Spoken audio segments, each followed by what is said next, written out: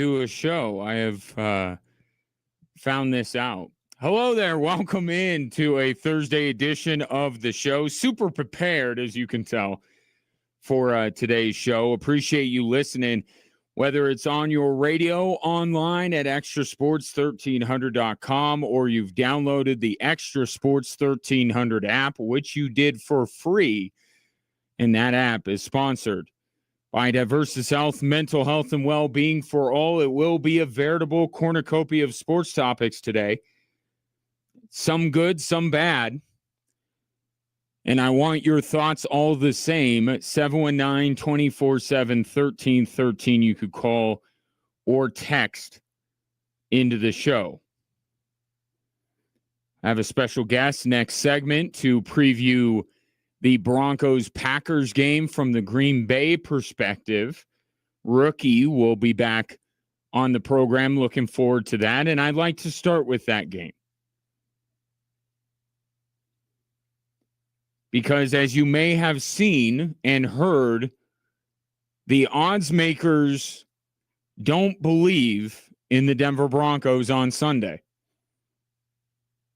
Despite the Broncos playing at home on their 10-game winning streak, they are betting underdogs against the Green Bay Packers on Sunday. Bo Nix super upset about it, as you might imagine. I don't really care. My mom thinks we'll win, so that's all that matters. That might be the line of the year. There are going to be mark my words, there are going to be t-shirts made for this Broncos playoff run. And if I had the means to do it, I would make them myself and profit off of them. My mom thinks we'll win. It'll be a t-shirt, at least a sign, as soon as this Sunday. But that might be the Broncos' new mantra. My mom thinks we'll win. It's a good line from Bo Nix. I got to give it to him. It's a really good line. So the Broncos can use the familiar trope of disrespect to motivate them. I don't really think at this point we should be really talking about the motivation of a football team, the Broncos or anybody else. The stakes are as high as they can be. We got a month left in the season. Home field, divisions, wild cards, all of this stuff is now up for grabs. So I don't know that I'm taking, and I don't think that the Broncos they'll probably use it, right? Because athletes are athletes and they use every perceived slight to fire them up. But I don't think that the fact that the Green Bay Packers are favorites is some big motivating factor for the Denver Broncos. But what I am curious about, I'd like to involve you in this conversation, because I have said very recently, I don't know that the perception of the Denver Broncos will change that much between now and the end of the season. The only caveat to that would be if they blow out these opponents that make up their most difficult stretch of the season. So, but let's just take it this one game against Green Bay. Because part of why I said what I said was because I have been saying for weeks now that the way that the Denver Broncos win, as unpretty as it might be, is actually a sign of how good they are. That they can make every game follow the same script. They have that much control over it. And I have been saying for weeks this team deserves credit, deserves respect. When I say that I don't think they'll win a Super Bowl, I'm not saying they have no chance. I'm just saying I like other teams a little bit better. But when I bring out, especially after the Philadelphia game, after the Kansas City game, and I say every game is like this, regardless of the opponent. And some weeks that's a negative, but I think overall and against some particular opponents, it's a positive. If the Denver Broncos beat the Packers on Sunday the same way they beat everyone else, is that going to change your mind about this team? I don't think that it will. Even though Green Bay is favored to win the game, even though Green Bay is arguably the favorite in the NFC, if the Broncos on Sunday do what they have done to most of the last 10 teams they've faced, I don't think the perception from most people will change one bit. Because the Broncos have done this a few times this season. And look, the entire National Football League is down. Like, let's just call it what it is. There are no great teams in the NFL this year. The minute I tried to proclaim the Rams that, they went out and lost to the Panthers. So no one is exceptional. No one is special. No one is historic. But that doesn't mean no one is good. There are good teams. They're just not teams that we're going to be debating with our friends for years to come who is better, this team or this team.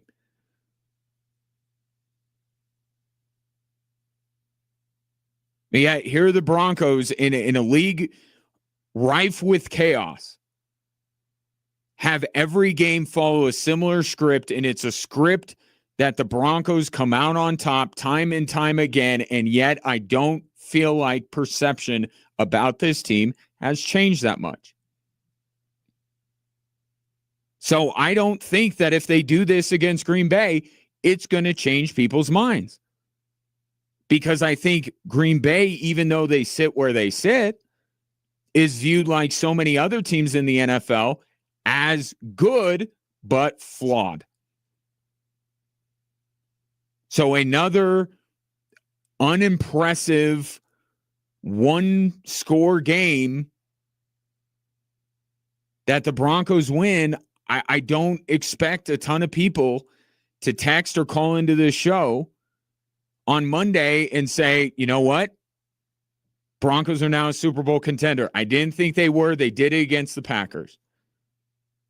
Or has perception of Kansas City and Philadelphia changed so much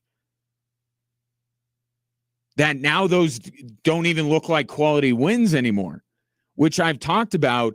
That's kind of the issue, is that no one has great wins because there are no great teams. But maybe that's what's happened. Maybe people now look back at the Eagles win and the Chiefs win even a couple of weeks ago and go, yeah, no, not that good of a win. And this now is the one. You notice how we've done that? We've done that with Philly. We did that with Kansas City. Now we're doing it with Green Bay. No, this is the game. I have to defend the Broncos at least to this extent. We have we have moved the goalpost back a little bit on this team, haven't we? Which is fine. It happens. Expectations get raised and lowered as the season goes on.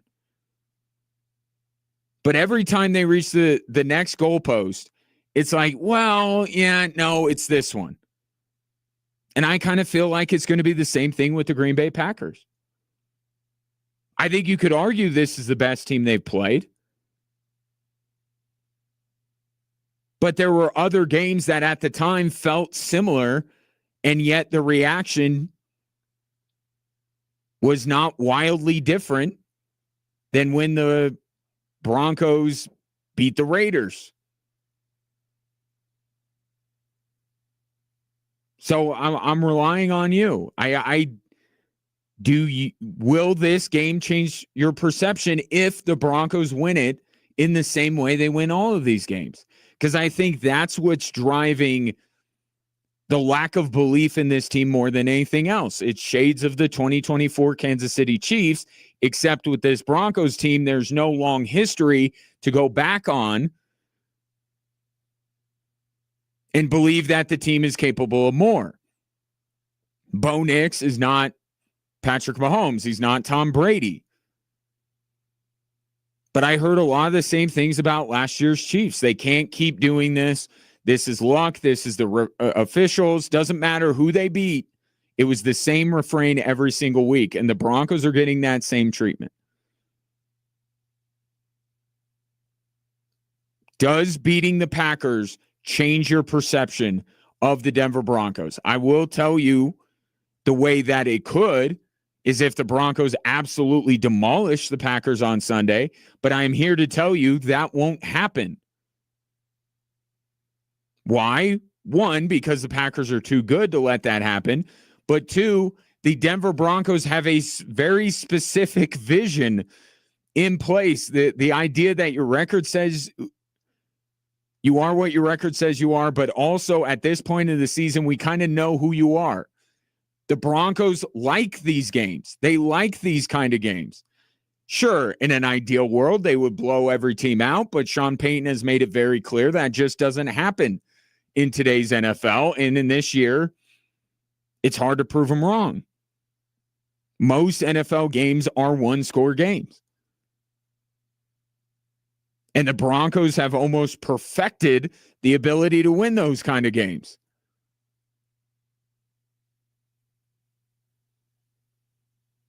And I kind of feel like they play the game that way. They play every game their identity is to win every game close. Defensive oriented, good on special teams, field position game, running the football, not asking their quarterback to do too much. All of these things lend itself to every game being close. This is the way the Broncos want to win. Once in a while, they'd like a reprieve from it, like the Bengals game or the Cowboys game. But for the most part, this is where they live. This is where they're comfortable, and they believe their opponents will be uncomfortable. So I don't think Sunday's going to be a blowout in favor of the Denver Broncos. And I think it will be a close game.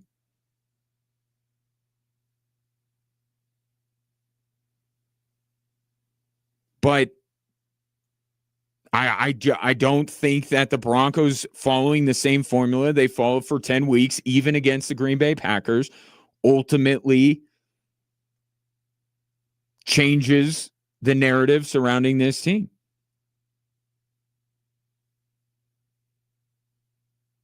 But you tell me, 719-247-1313. Would another close Broncos victory to extend their winning streak to 11 games, beating the Green Bay Packers, change your perception about this team? Coming up next, rookie will join me from Green Bay. What is the Packers' side of all this? How big of a game do they view it? And how much could a win in Denver legitimize the Packers as the perceived favorite in the NFC? That's next here on Extra Sports 1300.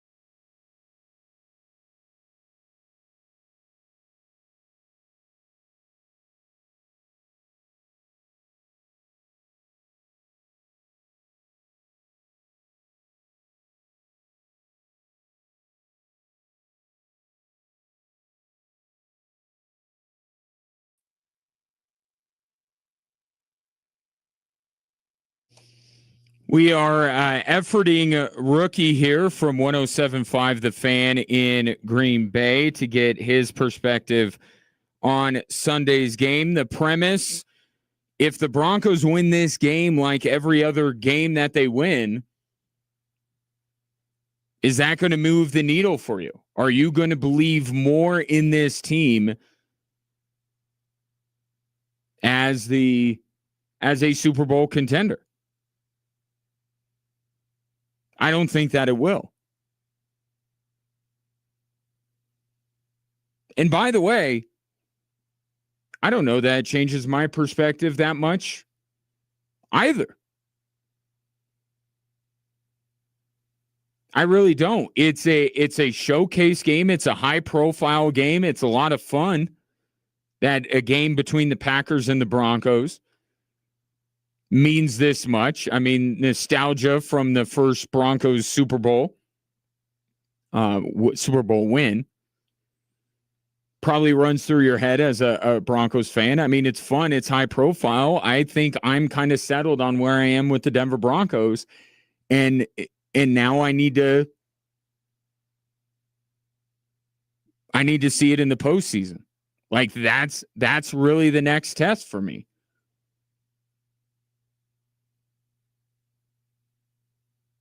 I'll take your thoughts.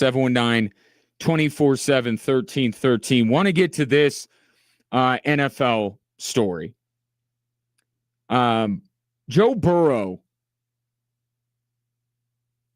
had some interesting comments yesterday. If you did not hear, here is a Joe Burrow kind of contemplating the entirety of his existence in public in front of the media. If I want to keep doing this, I have to have fun doing it. I've been through a lot, and if it's not fun, then what am I doing it for? Now, I can certainly relate to Joe Burrow if this is about his birthday, because I will be open and honest, and one place you do not want to be on my birthday is around me. I'm one of those people, is one of my many flaws, but I can understand if Joe Burrow is very reflective and maybe a little bit melancholy on his birthday, although, and people say this to me, but I think it applies even more to Joe Burrow. What do you have to be sad about? You're Joe Burrow. People don't tell me I'm you're Joe Burrow, but you get my point. Like,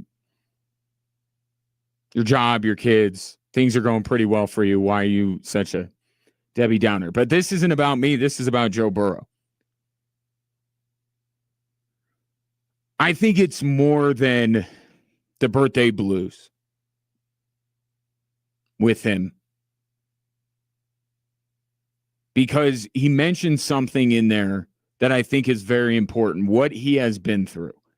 This is not a guy who has just lost a bunch of football games, right? We hear some of those kind of sentiments coming from guys who have just lost for a long time, and they're like, man, I don't know about this anymore. I'm beaten down. With Joe Burrow, it's some losing, but it's mostly the numerous injuries and rehabs that he has gone through to just get back to the Bengals, only to rejoin a team that is incredibly flawed, that does very little to protect him from his next major injury. And given the track history of this organization, there doesn't seem to be a light at the end of the tunnel. They will have that 1 year, right? They will have the year that they beat Mahomes. They went to the Super Bowl, took the Rams right down to the wire, probably should have won that game. But other than that, it's been some great, brilliant Joe Burrow moments, but it has been a lot of nothing for the Cincinnati Bengals.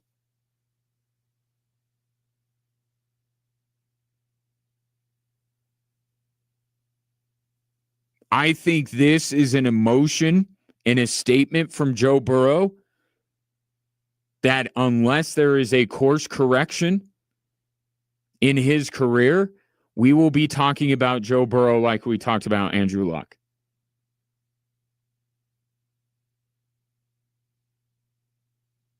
We are going to be sitting on our couch one night getting ready to watch a preseason game, and all of a sudden the news is going to come down from any number of NFL insiders that will say Joe Burrow has decided to retire. I'm not the only person that's come to this conclusion because it's a pretty obvious one. There is a fairly recent example of somebody who I think who felt very much the same Joe Burrow feels now. A guy that has the weight of a franchise on his shoulders, whose franchise, I think, repeatedly lets him down. And he literally sacrifices his body for all of this. And Andrew Luck decided all those years ago it's just not worth it. And I think Joe Burrow is trending in the same direction. And who could blame him? Like, we could talk about, how we would all love to be professional athletes. And it was Joe Burrow's dream probably to be a quarterback in the NFL. Probably loves the game of football. But you know this, even if you're in a job that you always dreamed of having, and other people look and say, what a great job you have. There are still aspects of your job that are job-like, and aspects of your job that at times are soul-crushing. And just because it's the career path you've chosen for yourself, and other people may have like it and wish they had it, doesn't mean that it's all sunshine and rainbows all the time. I have my dream job. There are days that I am a little bit bummed out. Thankfully, not a ton, because I'm not getting my butt kicked by 250-pound Adonises that are trying to take my head off. But I think everyone can relate to what Joe Burrow is saying there. And for some people, it's a mental toll. Some people, it's a physical one. Some, it's both. For Joe Burrow, it's both.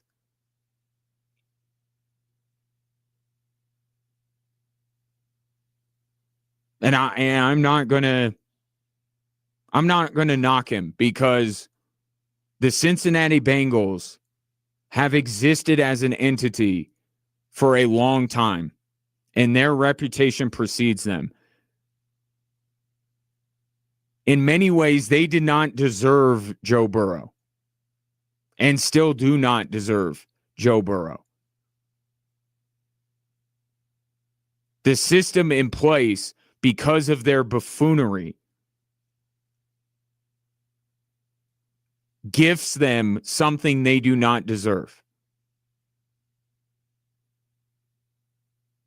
And they have been given a supreme talent at the quarterback position.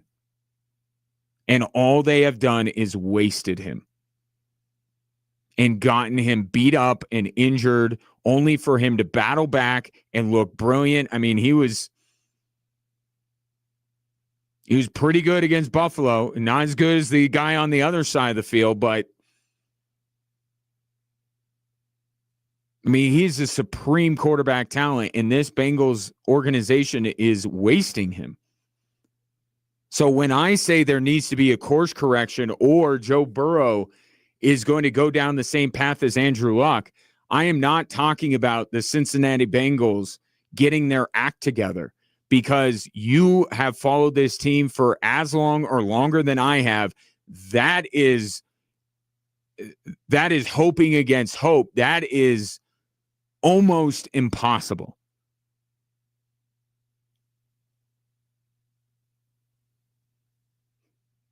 It is almost impossible to think that the Cincinnati Bengals are going to change their ways. So the course correction I am referring to is the Bengals trading Joe Burrow. I think that is the only way that Joe Burrow can find his joy. And I don't think that Joe Burrow has to win every football game that he plays in. That's not what this is about. This is about a guy who has gotten incredibly beaten up over the years, works his butt off to get back, and it's the same team he left with no hope anywhere that they're going to improve. No defense to support him, no offensive line to protect him.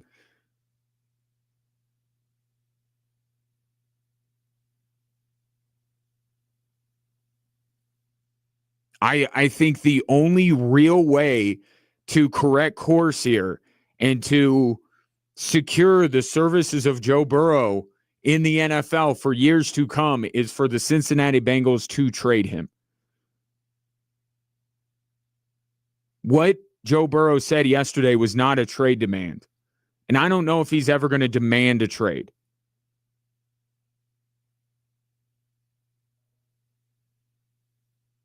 But in some part of his mind, he's begging for one.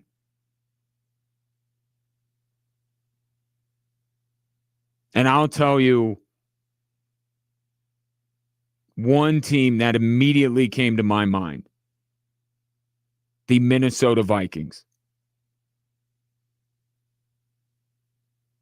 Minnesota was one of the NFL's best teams, at least in terms of record, like 5 minutes ago. And because they made a bad bet on the worst quarterback in the 2024 draft class,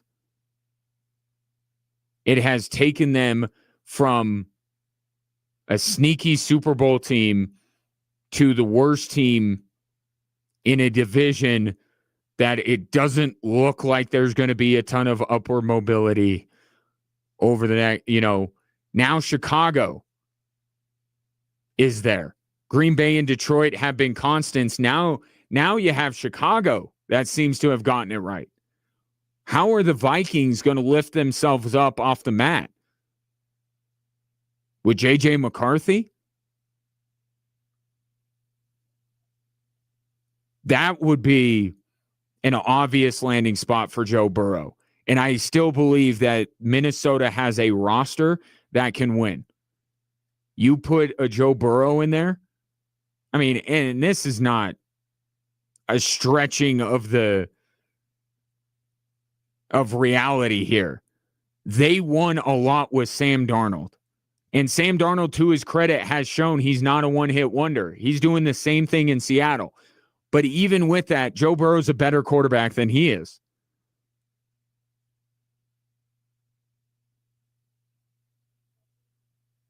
I mean, there are other places, and in really, the better question is how many places are worse than Cincinnati? I mean, look at this team when Joe Burrow's not around and when Joe Flacco can't keep them afloat for a couple of weeks.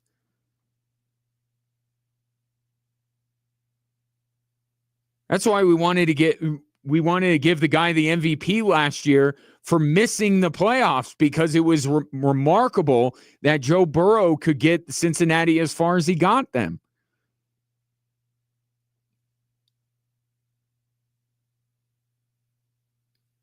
The best thing in this situation for the NFL and for Joe Burrow is for the Cincinnati Bengals to trade Joe Burrow. And the Vikings can give up their draft pick this year. They can give Cincinnati J.J. McCarthy, say Zach Taylor, have at it. Because the Vikings made a bad bet.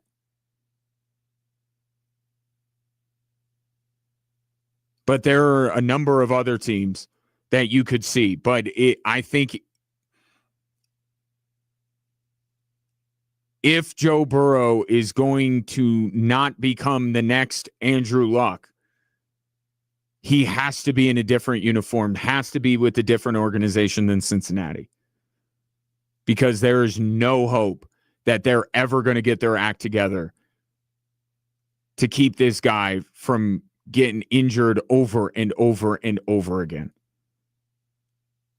719-24-7, 1313, more Drive Time Sports after this.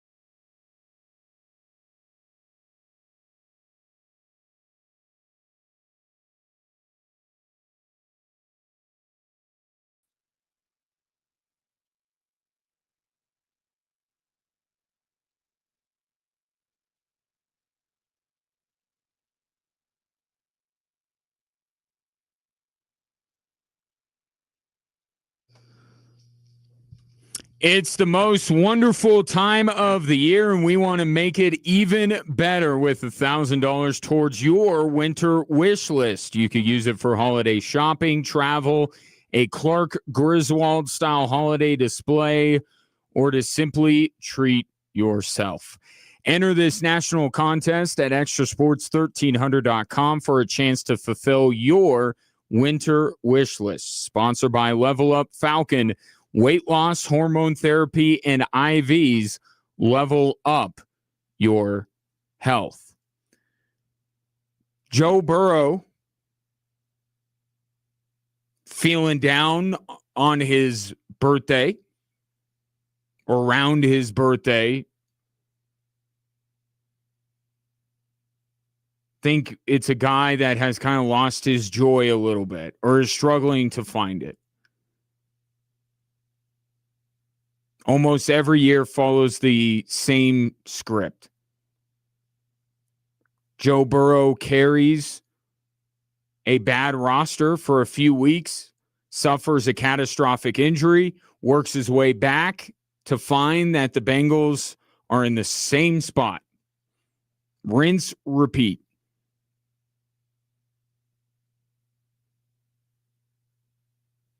This text coming in from the 719. This is from Scott. Wonder if Burrow is more frustrated by the team not protecting him in the injuries or having arguably the best wide receiver, and T. Higgins is awesome too, and not winning more. I think it's the former. And look, it's not like the Bengals haven't done things for Joe Burrow that he's asked. And T. Higgins is a perfect example. Joe Burrow campaigned for the Bengals to give T. Higgins a contract extension, and they did. So it's not as if the Cincinnati Bengals have done nothing for Joe Burrow. But that might be the entirety of the list. They did that one thing, but they haven't done much else.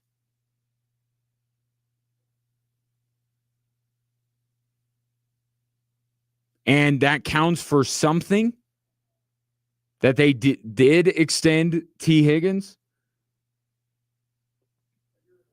But it doesn't make everything all better. And in some ways, the Bengals, by doing that, did placate their star quarterback, but did not actually do what's best for the organization. So in a weird way, it actually shows the Bengals' ineptitude that they could be spending that money elsewhere and chose to give Joe Burrow his toy back. But I think the frustration is more about the physical and mental toll that these injuries and rehabs have taken on Joe Burrow. And the fact that he steps in there once again and takes a hit or two, and all of this stuff comes rushing back to his brain to say, oh no, is this the next one? The next hit, am I going to be out? And look, injuries happen. Injuries happen to guys with elite offensive lines. Injuries happen to guys with bad offensive lines. Some people are just snake bit, and maybe there's an argument to be made for that when it comes to Joe Burrow. But I don't know if you can just chalk it up to that, because you see the Cincinnati Bengals, and here's a great example. You saw the Cincinnati Bengals take on the Denver Broncos this season without Joe Burrow. For a Denver Broncos team that wins every game the exact same way, completely one-sided for 3 quarters. One-sided meaning it's the defense plays well, the offense doesn't do anything for 3 quarters. 4th quarter, it all comes together. Broncos win a close game. Almost every single one of their games are that way. But against the Cincinnati, one of the few exceptions is the game against the Cincinnati Bengals, where they did not have Joe Burrow. They had everybody else. But just missing Joe Burrow allowed the Denver Broncos to absolutely destroy those Bengals, which shows you just how bad this roster is and how much Joe Burrow is. And I forget which Spider-Man it is. It's one of them. I think it's Tobey Maguire, where he's trying to stop the train. And you look, I think Andrew Garfield and Tom Holland also had similar scenes. They always do one scene where Spider-Man is holding on to his webs for dear life to either keep somebody from falling or stop some kind of bad thing of happening. I think Tom Holland, he was holding like two buildings together.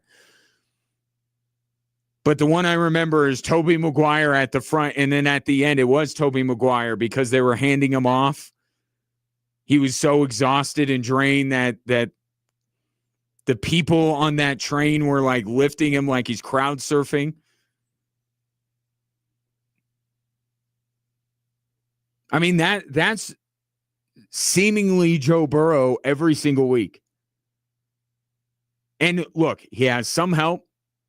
He has the webbing. The webbing is Jamar Chase and T. Higgins.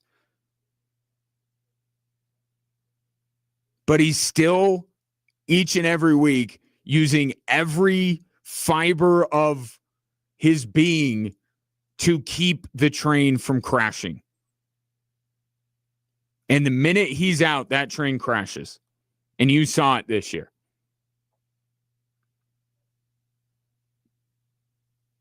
I think that's what it's more about. And I think he's got to go somewhere else. If we're going to ensure that Joe Burrow will be around for the long haul, he's got to be in a different uniform. Because the worst thing you can do, the most hopeless feeling that any sports fan has, and you can relate to this if you are a Colorado sports fan, is having a bad owner. There's no more helpless feeling than the owner of your team being awful, because they are the most difficult to get rid of. And you know what organization in Colorado I am speaking about. But it's the most helpless feeling. You can fire coaches. You can let players walk. You could trade them. You can cut them. You can fire GMs. But the owners, they're in it for the long haul. And there's no one that can tell them to leave unless it's Roger Goodell. And Mike Brown has not done anything to warrant that phone call.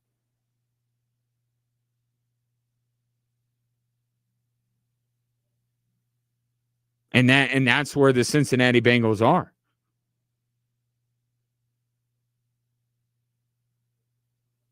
Their biggest problem is ownership. I think Zach Taylor's a decent head coach.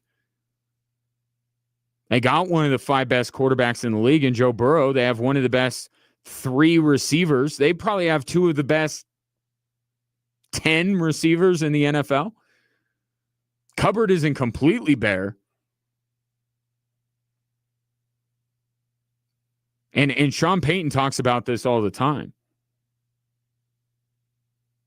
Right? What did he say earlier this year? There are 20 teams in this league that have absolutely no chance because of what's at the top of the organization.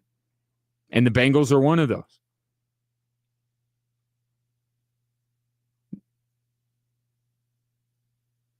This isn't just about losing.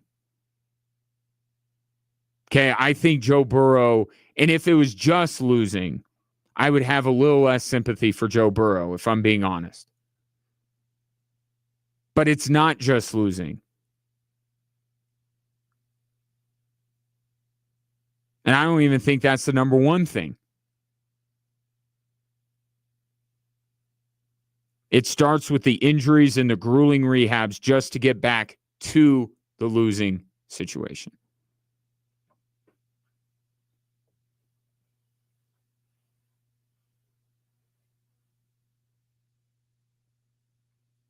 I think Minnesota would be a great fit.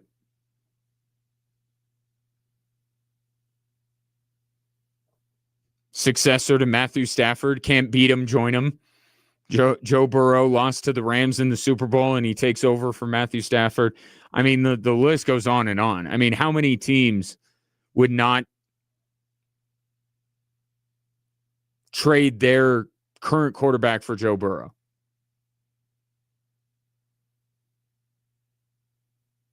Kansas City wouldn't. Buffalo wouldn't.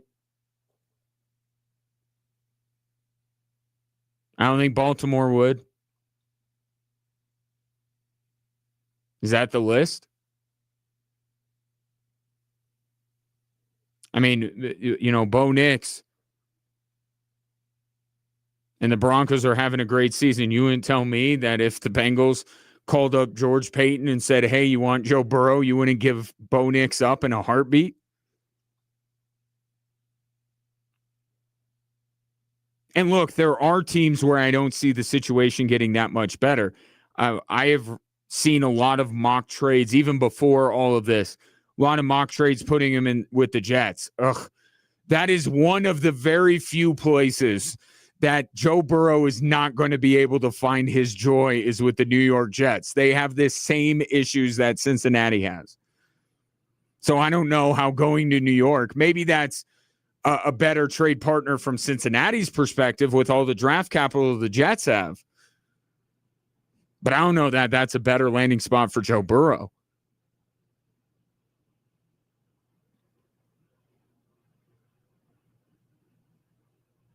Does Joe Burrow need to be traded? Or are we looking at the second coming of Andrew Luck and a shock retirement way too soon? 719-24-7, 1313. We'll have more Drive Time Sports after this.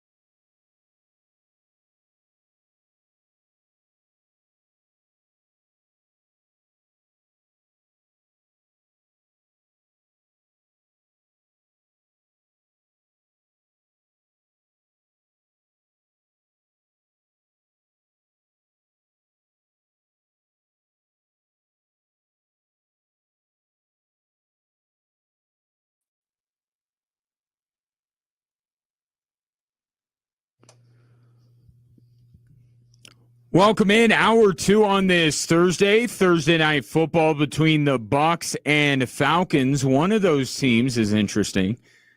Our coverage from Westwood One begins at 5:30. Still plenty of time to accomplish what we would like to accomplish. 719-247-1313 is the number you can call or text into the show. And don't forget, you can watch the show on our social media platforms, YouTube, Twitter, Instagram, and Facebook. The handle is the same in all of those places. Got to do the @ XTRA Sports 1300. And if you're doing that, you can just drop a comment right there on your social media platform of choice. I said yesterday that the details of Sharon Moore's firing at Michigan would come out over the coming hours and days. And I knew there was more to this. I knew I wanted it to be, and I don't want to say that having an inappropriate relationship with a staffer is like normal or in any way okay, or to say it's just that. Because that's bad enough.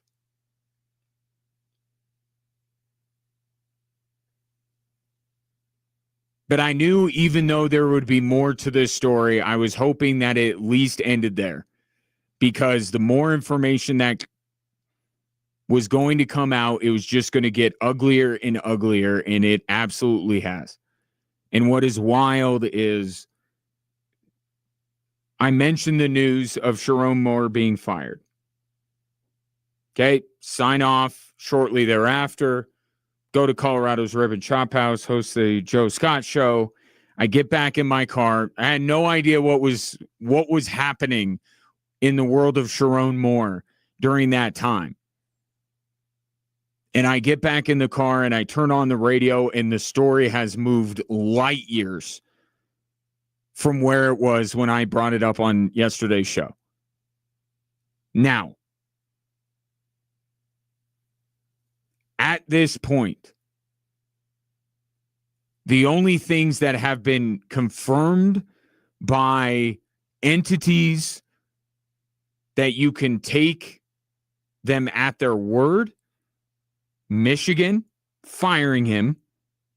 That's done. That happened. Sharon Moore is no longer the head coach of the Michigan Wolverines. And he was arrested. Or he's brought in for questioning or held. He was apprehended by law enforcement on an investigation of an alleged assault. That is the extent of what is known, because it has been put out in a statement by sources that you cannot question: the University of Michigan and law enforcement in the state of Michigan. Everything else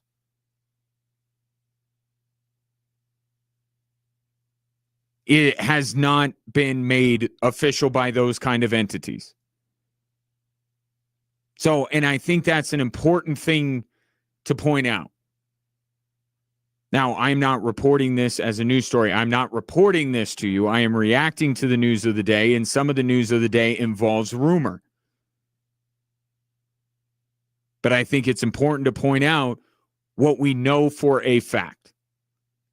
Now, people, and some of them, John U. Bacon, who is a Michigan historian, he's been on this show before. He's written books about Michigan football, went on Detroit television today and said that the assault in question was Sharon Moore going to where this woman,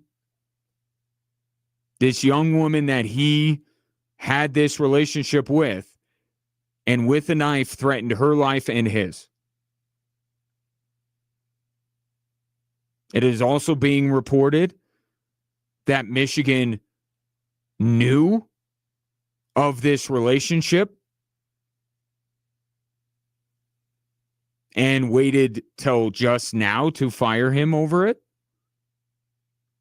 And there are reports that Michigan was aware that Sharon Moore was not in the best headspace, and yet they fired him without HR or security present, which is significant as this story unfolds, because what was Michigan's responsibility in all of this if he did indeed go and threaten this young woman? If Michigan knew that he was mentally unstable, there is some liability here that could be pointed out in a court of law, like, hey, you knew this guy was off, and yet you triggered him by firing him, and no one's saying they shouldn't fire him, but there are some precautions and guardrails that you put in place with an individual like this that maybe Michigan didn't. And all of that stuff is going to come out later. But this story is absolutely insane.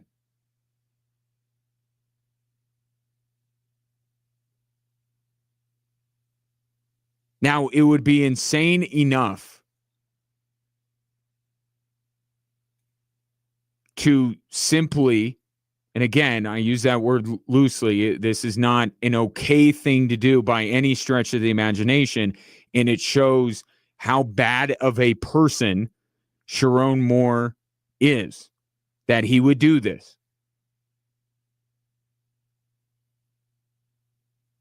But if it were to simply be this relationship with a staffer, and that was the end of it, that would be disappointing. It would be gross. And it would just be a really bad story. But everything that has come out since makes it absolutely nuts.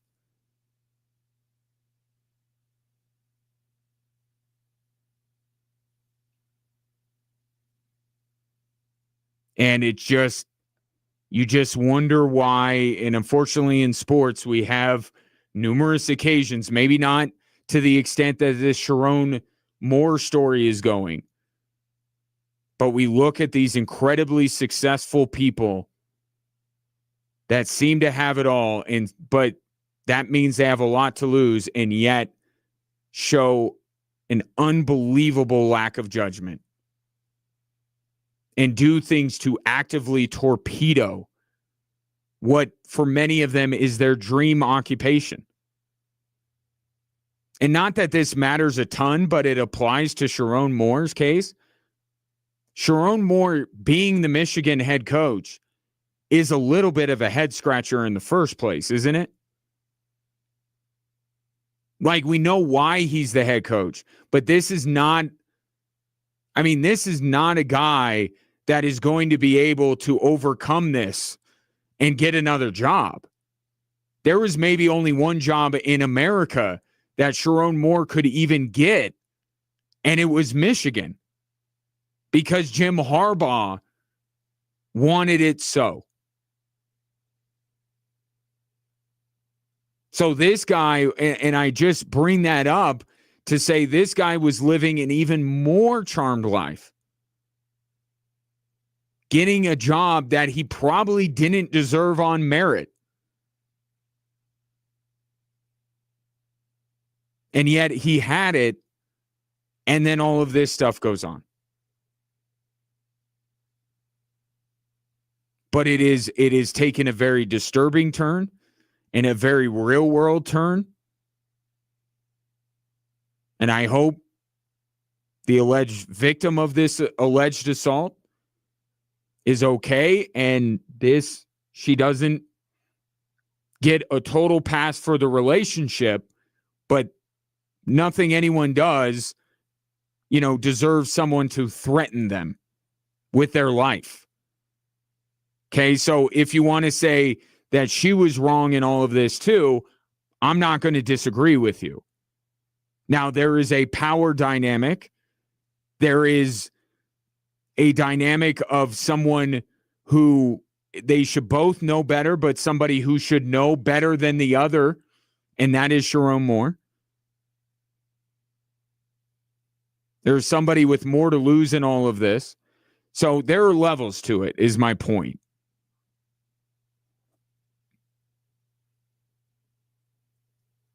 So the real world part of this is going to get sorted out, and we're going to find out. We're going to be able to separate fact from fiction.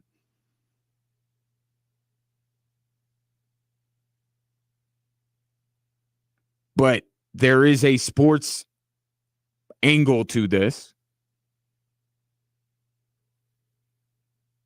which I believe leads to the most likely successor to Sharon Moore at Michigan being Kalen DeBoer.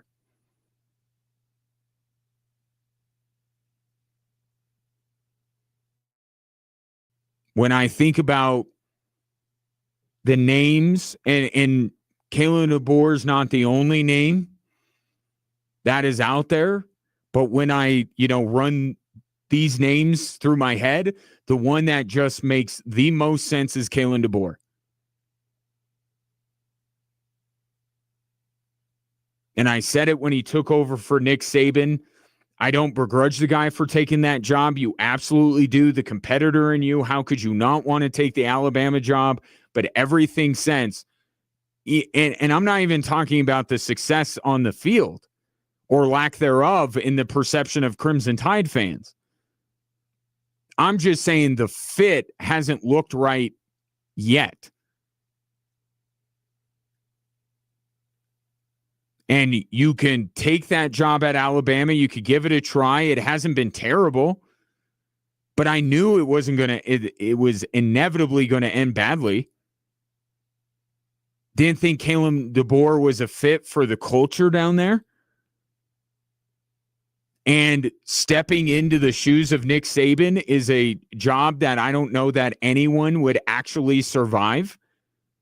It's always better to be the guy, not the guy after the guy after the guy that's after the guy.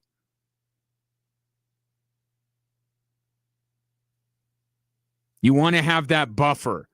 The next person to take over Alabama is going to be in a much better situation than Kalen DeBoer is.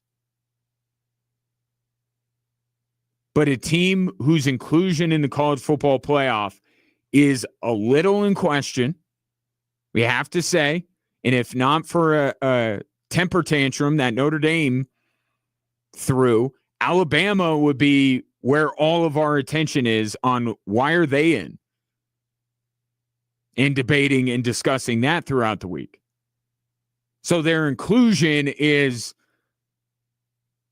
we're not talking about a shoo-in for the college football playoff here. And we have seen Oklahoma v. Alabama before. And they're going to meet again a week from tomorrow. Can't you just see all of these things lining up to Oklahoma beating Alabama and Kalen DeBoer ending up in Michigan? One way or another. Michigan paying Alabama to get Kalen DeBoer, or Alabama firing Kalen DeBoer. It just, when I think of all of the names that could be out there, and this is a interesting time in the calendar for Michigan to all of a sudden have an opening. But I've run through a lot of these names. Kalen DeBoer is the one that just, it screams to me that this makes the most sense.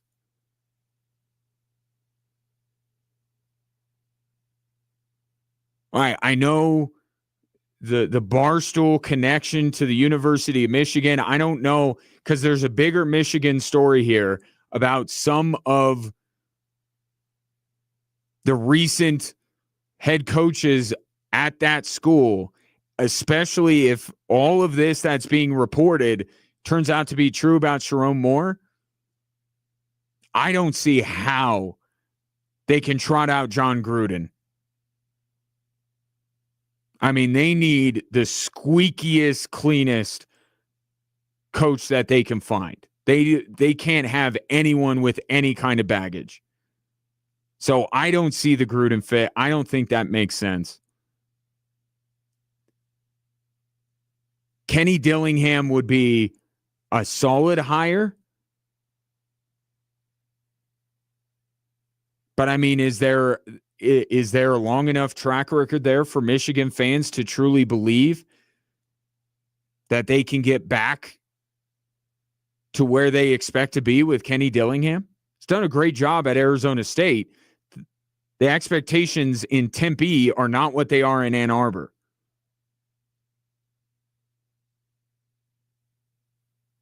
I don't think they're getting anybody that currently is an analyst on Fox or ESPN, if you're getting where I'm going with a couple of potential names out there. I mean, their options are somewhat limited. But they got to get this right because the transfer portal exists and they have a supremely talented soon-to-be sophomore quarterback that is going to have every and not it. I don't want to speak in future tense. Right now, Bryce Underwood's representatives are probably getting phone calls from a Baton Rouge area code, as well as many other area codes.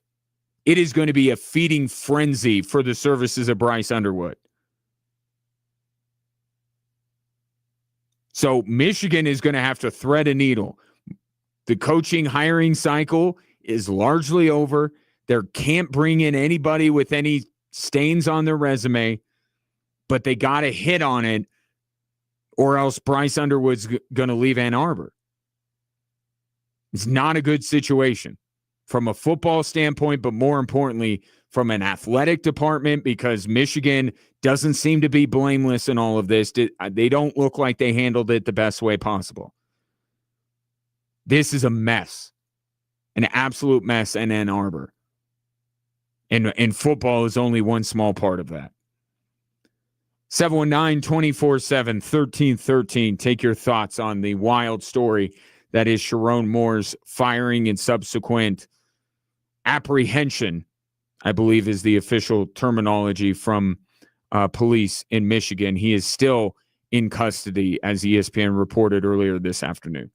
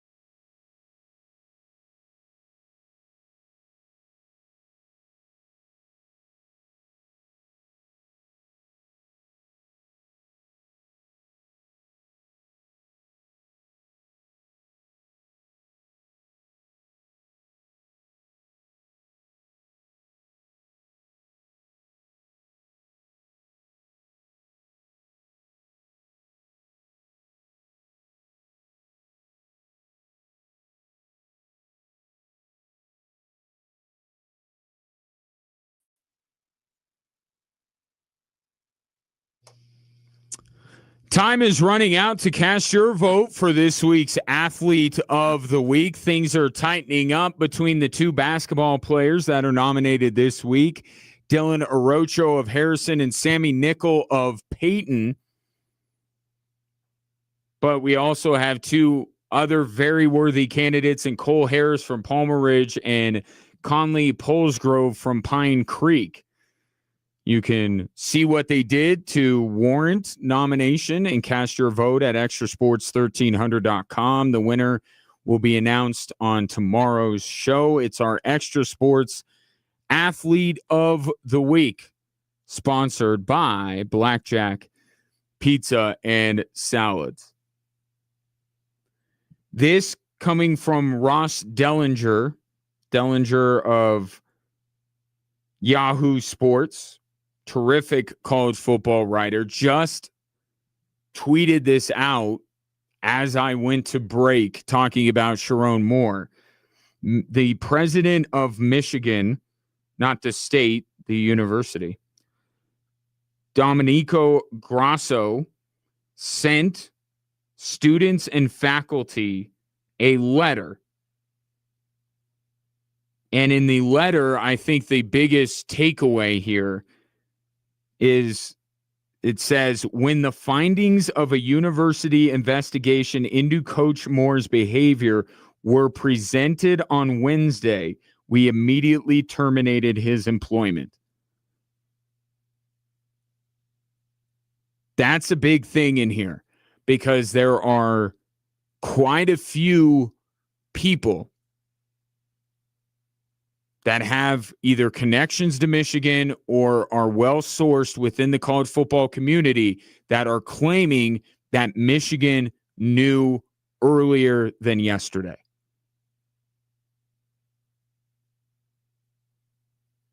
And the timeline, and maybe that's when they launched the investigation. But how long ago did they launch it, and does that match up with what people are saying, how long Michigan knew of this relationship? And there's, an alleged 55% raise that this person got. I mean, there's a lot of stuff out there, and I don't want to present every single thing as absolute fact, but there's a lot of stuff being thrown out, and not all of it is with people with Twitter handles that end in 8 random numbers, if you understand what I'm saying here.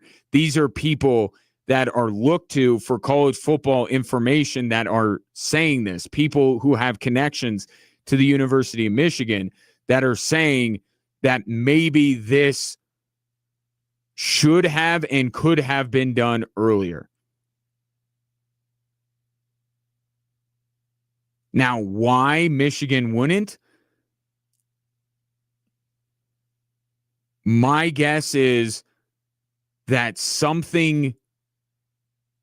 if we believe that Michigan knew longer than they are letting on, right? Or further back than this investigation was launched. To me, that says they were going to continue on with Sharon Moore as the head coach at Michigan. So the question that so often comes up, and I heard Andy Staples on Jim Rome before I went on air say something to this effect as well, like what changed? Because I do, in all honesty, have a hard time believing that the powers that be at Michigan were blindsided by the results of the investigation. I'm sorry, college is not that far removed from high school. People heard things. There's no way that they couldn't. And what I mean by college not being that far away from high school, the dynamics on a college campus are very similar to what they are in high school, which is a lot of chatter, a lot of rumors. Nobody on a college campus stays quiet about juicy gossip.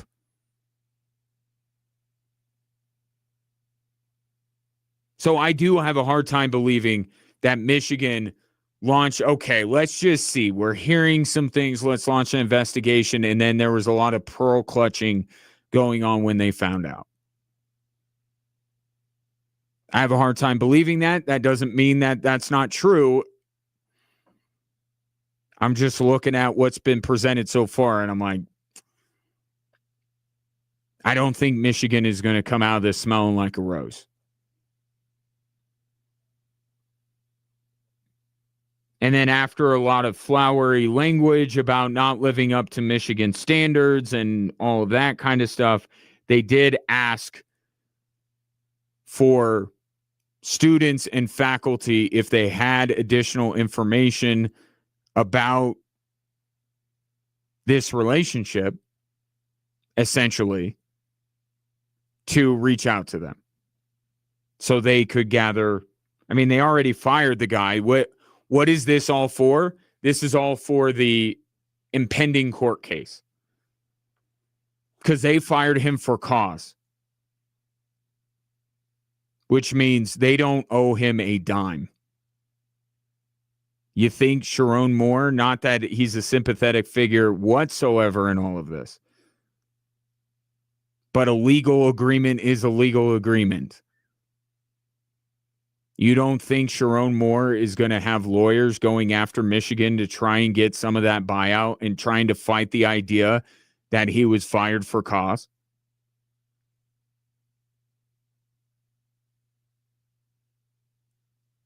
I mean, they already fired him. That's the only explanation on why they're continuing to solicit tips and leads and information on all of this is so that they can build their case for the inevitable fight with Sharon Moore over this buyout that they are claiming they don't have to pay him because they fired him for cause. This is going to, you thought, now maybe it won't move at warp speed like it did in just a few hours. I mean, he was taken into custody 3 hours after he was fired. Maybe this story won't move at that speed, but there's going to be more. We don't even know for sure if the victim of the alleged assault is this young woman he had the relationship with. We don't even have that confirmed by law enforcement yet.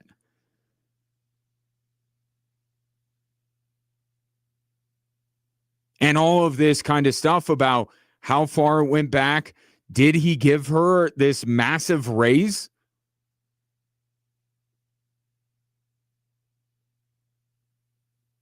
And was this the first? I mean, there's just a whole slew of stuff. Some of it, is something worth discussing on this program. A lot of it probably won't be. Different forum somewhere else.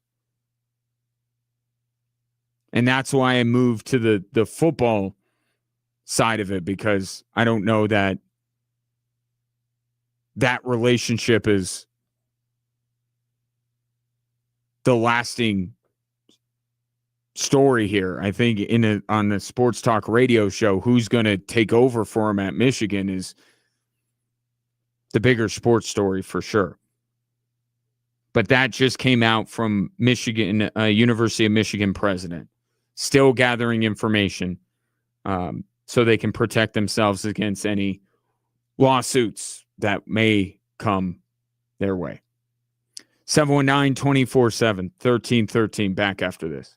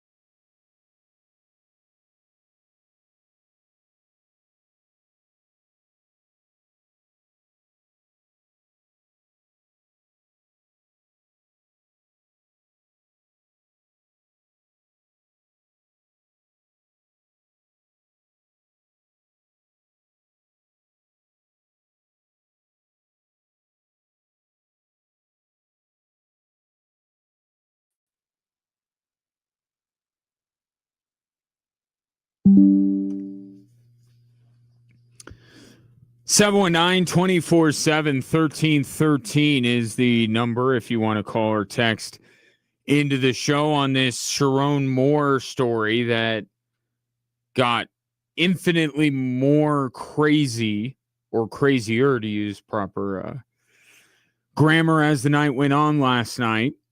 Brett texting in says, I'm not sure I believe the conspiracy theory that people knew earlier. Due process takes a long time, especially when you are likely to be sued as a result of your decision.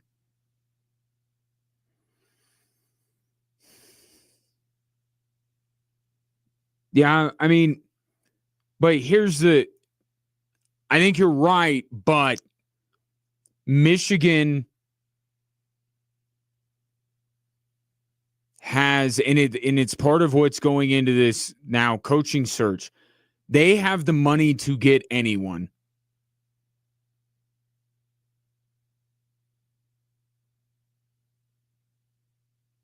And why I bring that up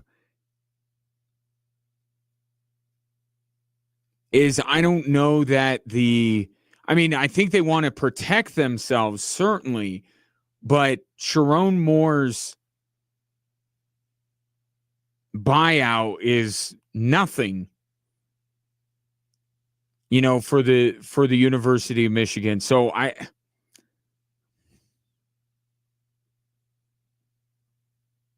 you may be right. I just think it's hard. It is difficult to believe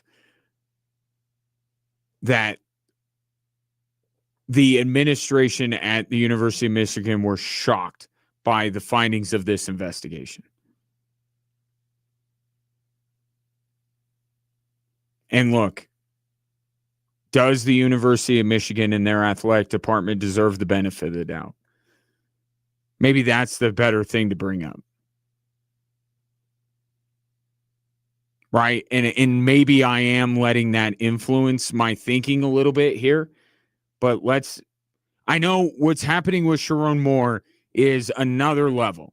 Say what you will about what Jim Harbaugh did and his football program did. It's not this. Okay, so I just want to be clear about that.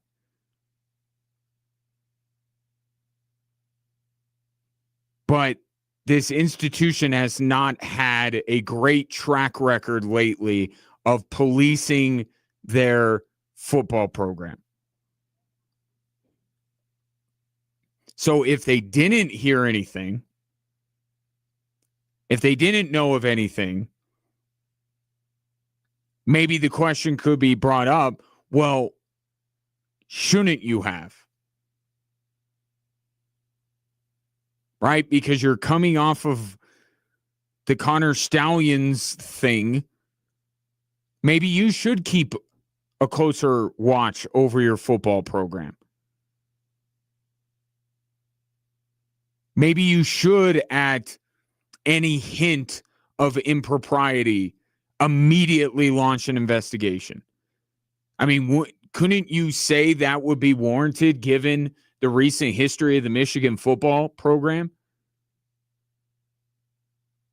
I'm not saying you have to make a whole big production out of it, but I mean, I'm shocked by what I hear about Sharon Moore in this whole situation. But I would imagine the closer you get to the Michigan football program, the less shocked you are about what happened with Sharon Moore and what was going on. So we don't know, at least I haven't been able to find like the timeline of Michigan saying we launched the investigation at this time because we heard this and this is how long it took and all of this kind of stuff. That will all happen later because Michigan's part in all of this is going to be under the microscope. Right now it's Sharon Moore. It's kind of like, Michigan, we're not done with you. We'll circle back with you on all of this. But right now the attention is on Sharon Moore and his behavior.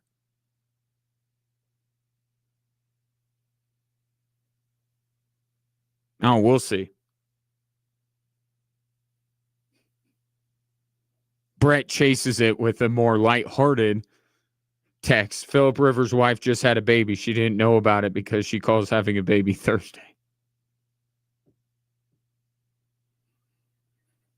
He's going to start on Sunday. And the way I'm saying that, I'm not reporting it. I'm just telling you it's going to happen. Philip Rivers is going to be the starting quarterback of the Indianapolis Colts on Sunday. This story is happening.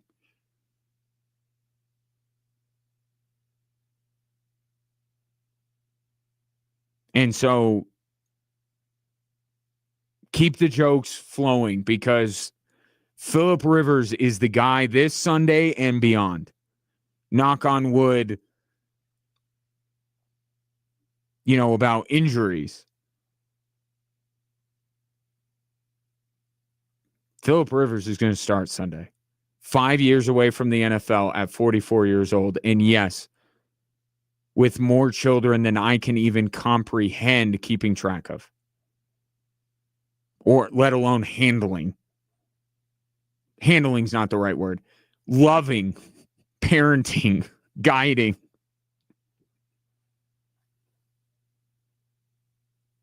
He's starting Sunday. How about this too? Jordan Schultz reporting that the Colts once again reached out to Sam Ehlinger and he didn't want to go to the Colts. What kind of spell does Sean Payton have Sam Ehlinger under that this guy is just cool with chilling on the Broncos practice squad all year? Did you see this? Jordan Schultz. I swore that I saw this.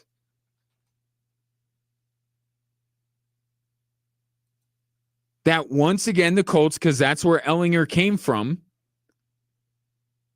said, hey, we would like to bring you in, Sam Ehlinger. And he's like, no, I would prefer to be the third string court right here.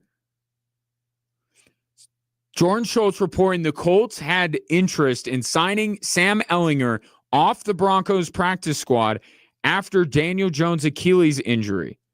Parker Gabriel reported this as well, Broncos writer for the Denver Post. Ehlinger, who's had multiple opportunities to leave this year, decided he wanted to stay in Denver and continue his development with Sean Payton and QB coach Davis Webb.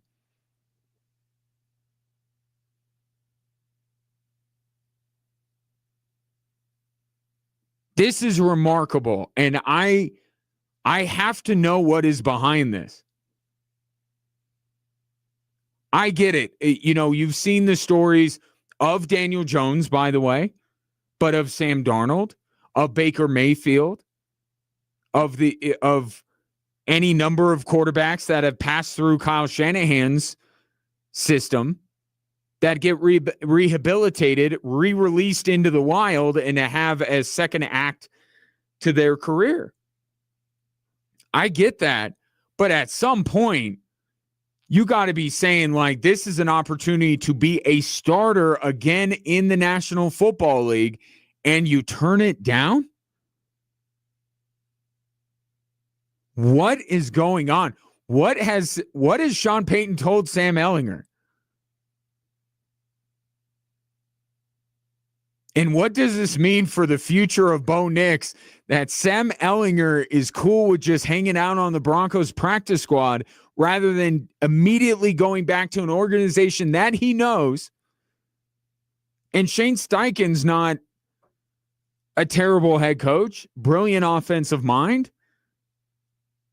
The Philadelphia Eagles lament every other year that he walked out the front door. It's not like he'd be in the worst of hands in Indianapolis. Why does Sam Ehlinger want to stay on the Broncos practice squad?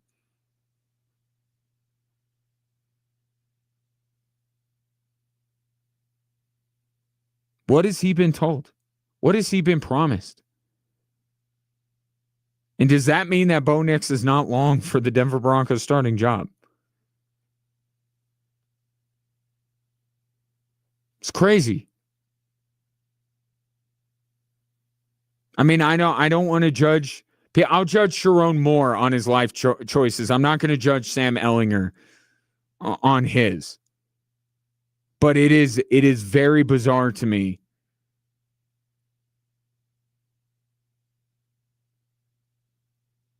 that the Colts reached out. Sam Ellinger said no, so then they turned to 44-year-old Phillip Rivers.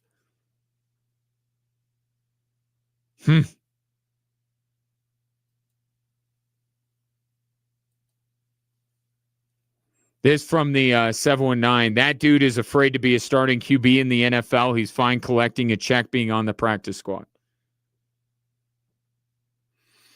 It's not the worst theory. Scared, afraid. I don't know about that. It's comfortable. It's comfortable where he is. Say that. I don't know. Maybe that's what it is. Maybe he's like, you know what? The gig I got, a little bit better. I go to the Colts and I fail, and I'm done. I stay here. I stay in the NFL. So then the answer to the question of what did Sean Payton tell him, that he would have had to get assurances from Sean Payton that they would do everything in their power to make sure that he remained on the practice squad, that he is their third string quarterback, and they don't have any thoughts of changing that up this offseason or beyond. I mean, that's what the answer to that question has to be. Or at least that's what Sam Ellinger has to believe. Is that Sean Payton likes him so much that he's in no risk of being cut and released off of the practice squad.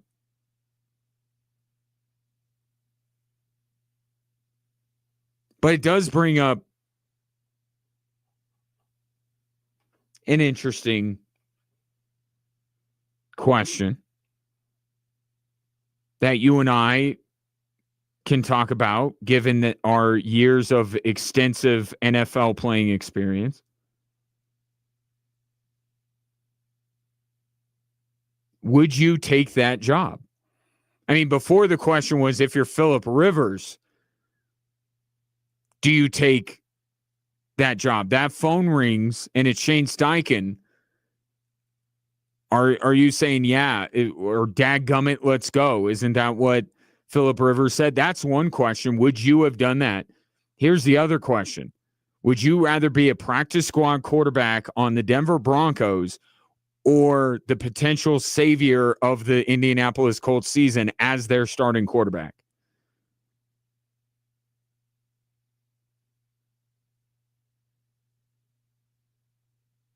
I don't know. Maybe I'm a sucker for the limelight, but I would go with the latter. I don't know if I would if I'm Phillip Rivers, but if I'm Sam Ellinger, I think I would. And look, if Sean Payton loves me so much, if it doesn't go well in Indy and I'm done there, Sean Payton can always hire me back.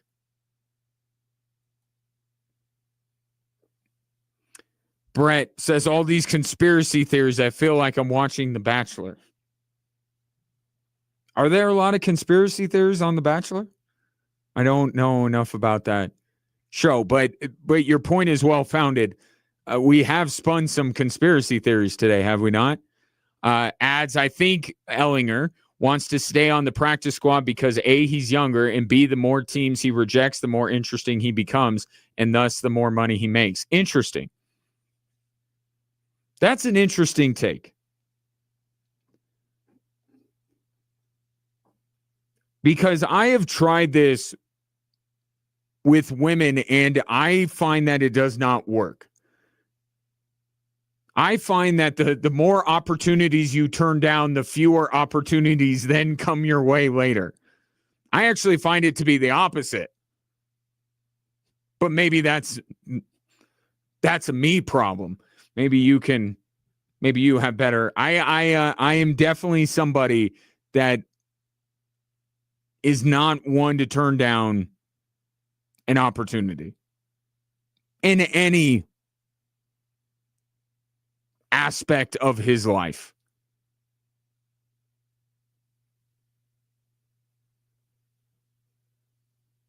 Perhaps I am not as eligible a bachelor as Sam Ehlinger is eligible a quarterback.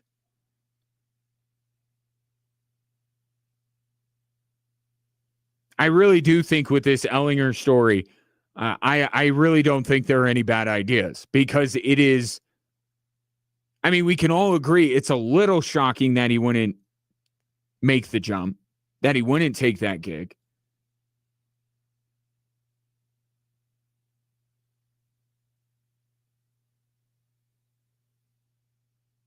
I don't know. I would hesitate if I were Phillip Rivers, but I kind of, at the end of the day, understand why he's doing it. I mean, dadgummit is a little too much enthusiasm for my taste, given his age and how long he's been away from the league. That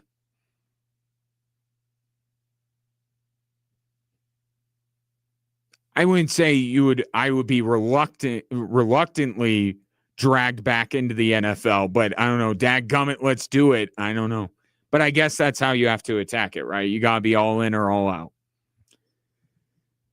So, in summation, I'm telling you, it's going to be Phillip Rivers that will start on Sunday for the Colts, but it could have been Sam Ehlinger. But he would rather, I don't even know, is he on the sideline during the game? Where will Sam Ehlinger be when the Broncos take on the Packers? I always see Stidham. I never see Ehlinger. Is he not allowed to be on the sideline? Where is he on Sundays? Is he saying behind Condoleezza Rice? I don't know. He's got it pretty good, apparently, to turn the Colts down.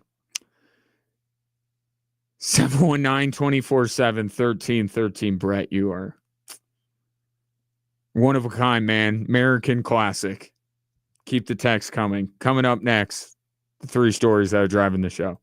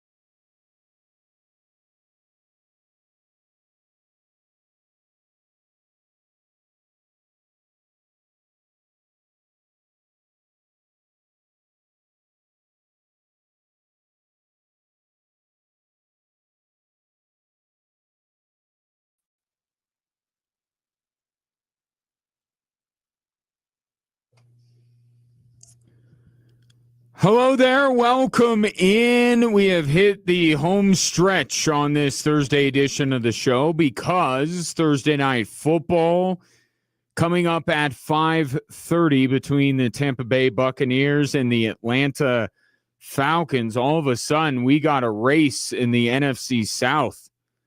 Not with the Falcons, but the Bucs have the Panthers nipping at their heels. And I think all the primetime matchups this week kind of have the same feeling. Right? It's like you look at one of the teams, Atlanta, ew. But then you're like, oh, Tampa needs this game. Sunday, Minnesota, pass. But Dallas, whoop. All of a sudden, Philadelphia opened the door for Dallas to win the NFC East.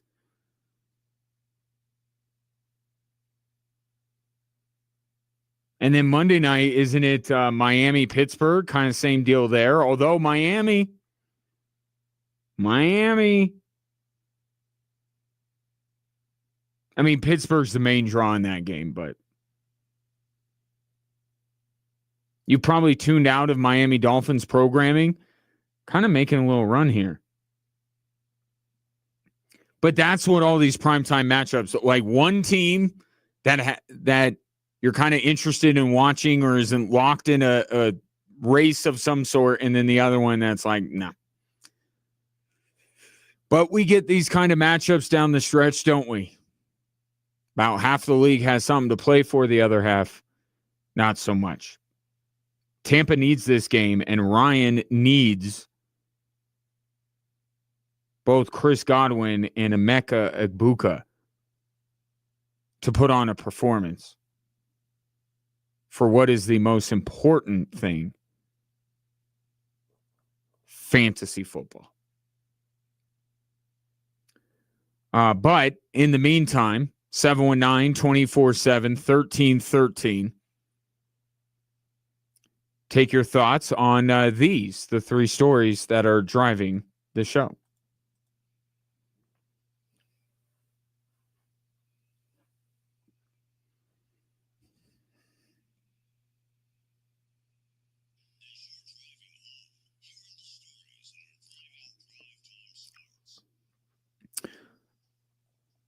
All right, let's start with the happier topic because the other two are kind of bummers. Here's story number one. I don't really care. My mom thinks we'll win, so that's all that matters. That is Bo Nix responding to the odds makers saying Packers favored in Denver on Sunday. Maybe the line of the year from Bo Nix. I actually cut off the just nonstop. It carried on. It was like the standing ovation of fake media member laughs. Like, it's a good line. I would chuckle. People in Denver were laughing hysterically at that line from Bo Nix, which is, you know what? You're in that group, right? You're there. Bo Nix is standing right in front of you. He drops a pretty good line. You're going to probably laugh a little bit too much. Right? Same thing. A comedian tells a joke on television. Maybe you might chuckle a little bit. You're sitting there front row in the nightclub and you're laughing your head off. But it was a good line from Bo Nix. It really was. He knows the right thing to say for sure. But the question about the Green Bay-Denver game is this for me, because the hype is growing for this game.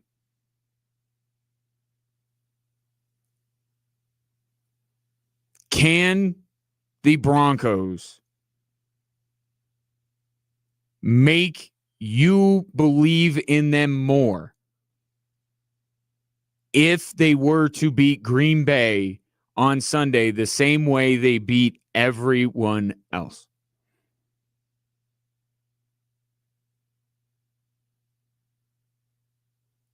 I don't think so, because I think the way that the Broncos win football games is the very reason why they are being doubted.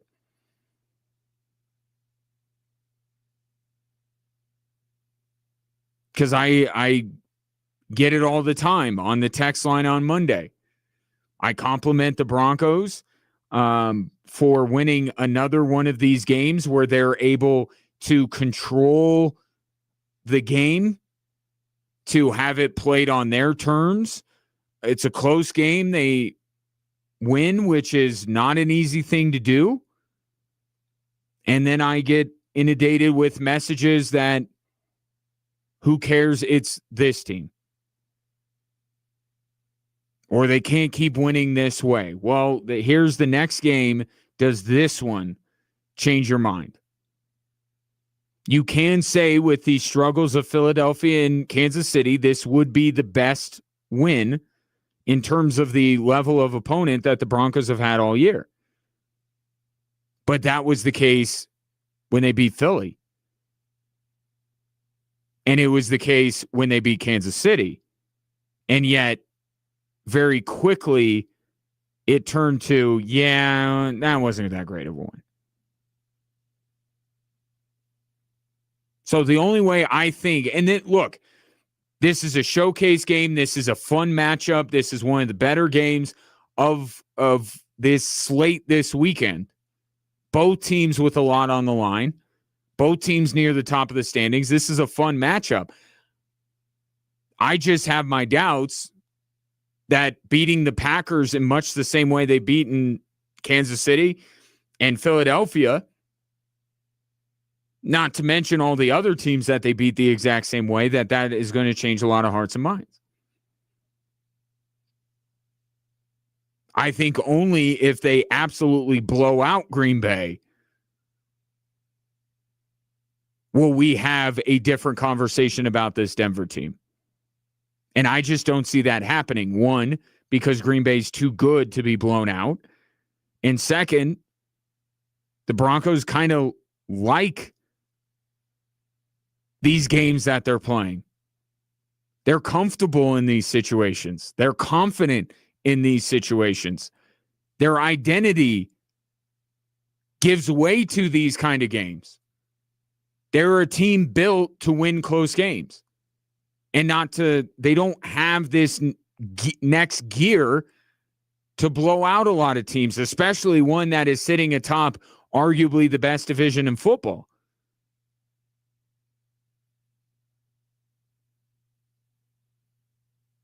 But it's a fun matchup. It's going to be a big game. Both Bo Nix and Sean Payton are imploring you to be incredibly loud if you're going to be at Empower Field, much like you were against the Kansas City Chiefs. So there's a big game feel to it. I just don't know if the conversation the next day is going to mirror that of these other big games that we have across the league. Normally when there's these showcase games, we make grand proclamations about one team or another. If the Broncos win this game like they win every other game, I don't know that we're going to get that. But I don't think Bo Nix or Bo Nix's mom care about that, because it would be another win for the Denver Broncos. Here's story number 2. If I want to keep doing this, I have to have fun doing it. I've been through a lot, and if it's not fun, then what am I doing it for? Joe Burrow not having as good of a time right now as Bo Nix is. That was Joe Burrow around his birthday. I believe it was on his birthday. I apologize if I got Joe Burrow's birthday wrong, although I never got an invitation to his party. Listening to Joe Burrow, though, I don't know if there was a Joe Burrow birthday party. This sounds like a guy who is looking at the way Andrew Luck went out and said, that doesn't seem like a bad idea. I think that's where we're heading with Joe Burrow. And it's not just the losing. That doesn't help. It's part of it. But it's the feeling that Joe Burrow has to have of, I get hurt, And it seems like none of his injuries are minor. They're all massive injuries that take a long time for him to come back. And I would imagine a brutal rehab.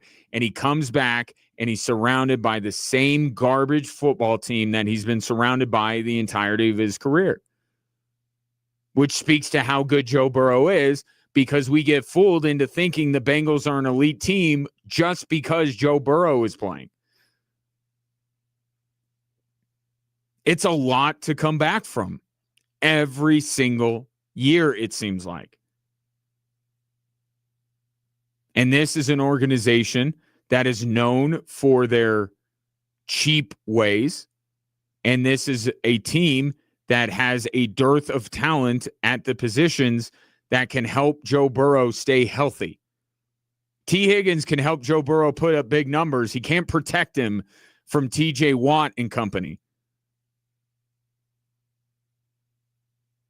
I think we are going down a path where Joe Burrow will give us the type of retirement like Andrew Luck did, where we are shocked at a guy retiring too soon, unless there is a course correction, and that course correction cannot come from the Cincinnati Bengals, because I have followed this team, as you have, for too long to think that Mike Brown is going to be visited by 3 ghosts overnight, and he's going to wake up the next morning and write a blank check for the Bengals to go out and get every good offensive lineman they could possibly get their hands on.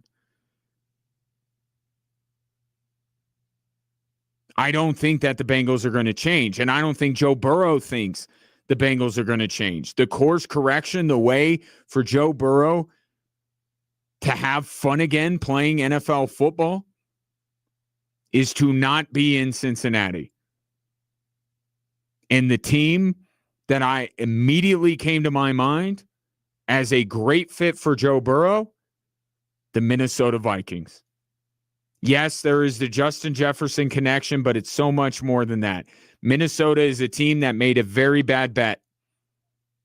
And I can't sit here and say that I warned them.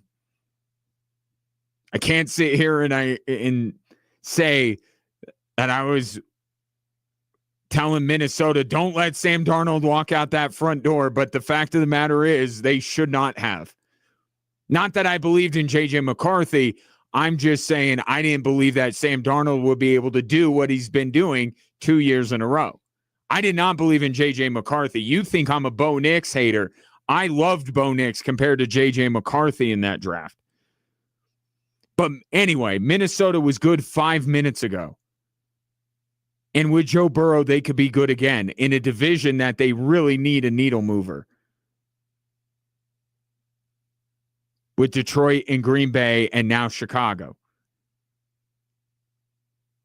So if it's not in Cincinnati, which I think it needs to not be in Cincinnati, Joe Burrow's NFL story, Minnesota is the name that immediately comes to mind.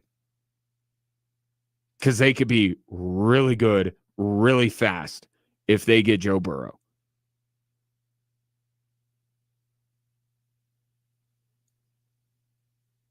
But this will be the new Andrew Luck unless something changes.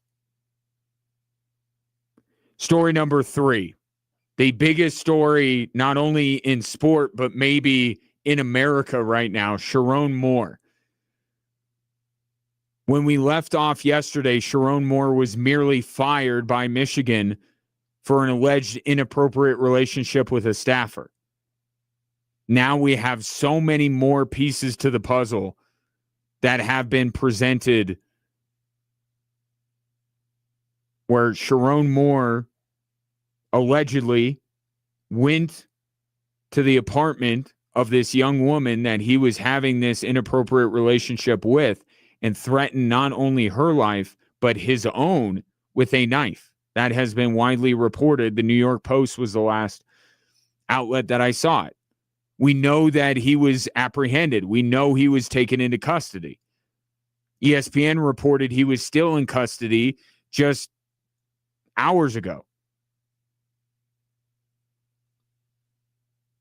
But this story is getting uglier and uglier. And there are some things that have been mentioned by solid news sources and some that have just been thrown out into the infinite nothingness that is Twitter.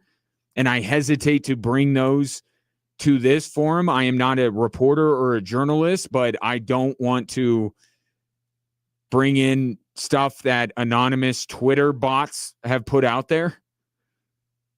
Maybe it all comes to light and it's all true.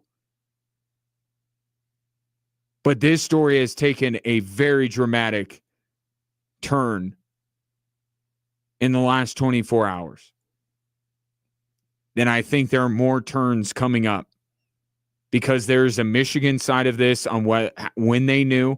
Rich Eisen today on this very radio station said he heard rumors of Sharon Moore and what was going on an hour and a half after they lost to Ohio State. Josh Pate saying Michigan knew of this before yesterday, where the University of Michigan president is putting out a letter to teachers or faculty and students saying, when we found out Wednesday. So there is a conflict here in the timeline of what Michigan knew and when. And another report that they knew that Sharon Moore was mentally unstable, and yet they fired him without human resources or security present. And what did it seem like the first place that he went? So this moves far beyond college football and sport, and we'll see where that goes. But there's the sport angle to this that I will add at the end here and say that Michigan needs a head football coach. And there have been a lot of names thrown out over the last 24 hours. The one that just to me makes the most sense is Alabama's Kalen DeBoer. That's the one to me that I think would be a great get for Michigan. Would not bring any baggage with him, as opposed to this idea that Dave Portnoy is going to hire his buddy John Gruden or get Michigan to hire his buddy John Gruden.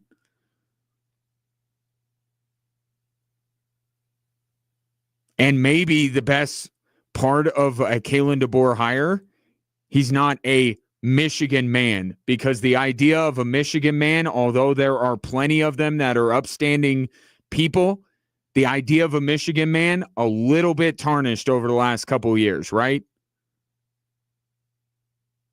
Maybe they need a fresh set of eyes. Maybe they need someone from the outside. 719-247-1313. Take your thoughts on the three stories that are driving the show.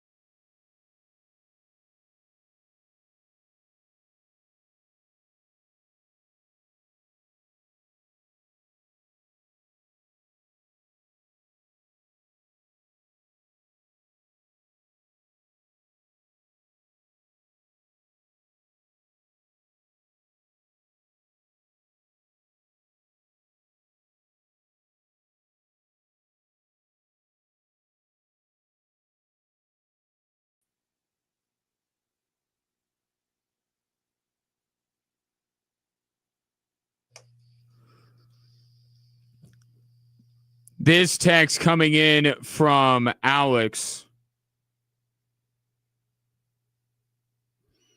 Going more the football side of this, which I do appreciate because I'm not in the TMZ world. And while I am going to follow the story like you are, I think that the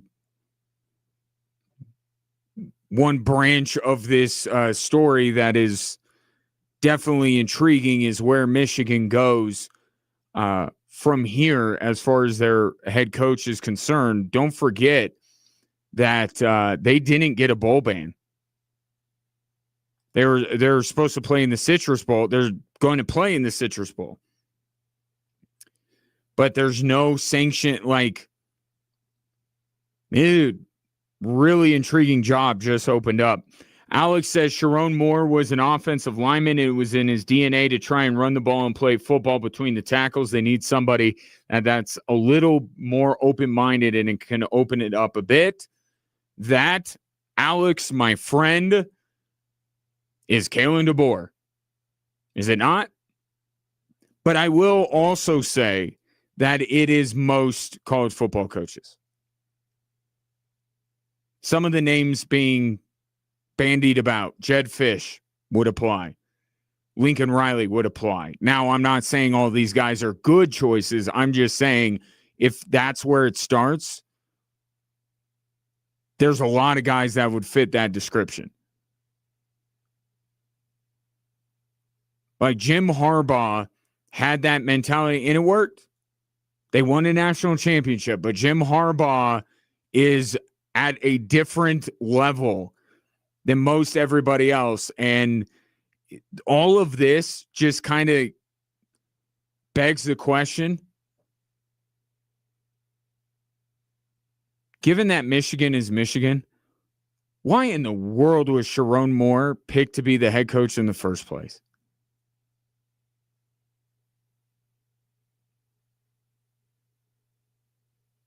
I know it was like this favor to Jim Harbaugh, or Jim Harbaugh, said you got to hire this guy. But does Michigan really have to do that?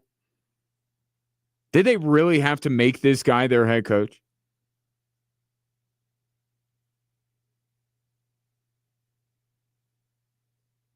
I mean, he's done no matter what.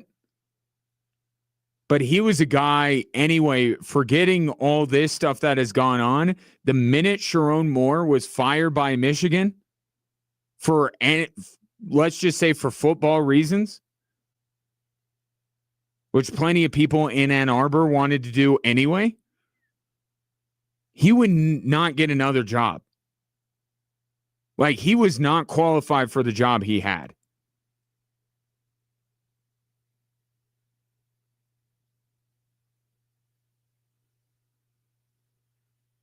But in terms of what Sharon Moore's ideas are, I agree with you, Alex. But that's that's not going to narrow down the field very much.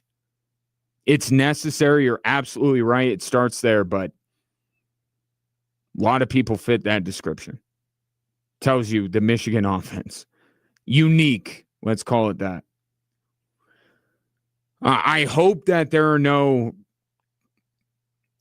additional terrible details about this story over the next 12 hours or 24 hours. But we'll give you the latest on Sharon Moore in the Michigan situation coming up tomorrow. A rebooked rookie to give the Green Bay perspective on Sunday's game, and we'll talk a lot about Green Bay and Denver as well. But for now, I bid you adieu. I appreciate your patronage. Stay tuned. The Falcons and Bucks Thursday night football coming up right now on Extra Sports 1300.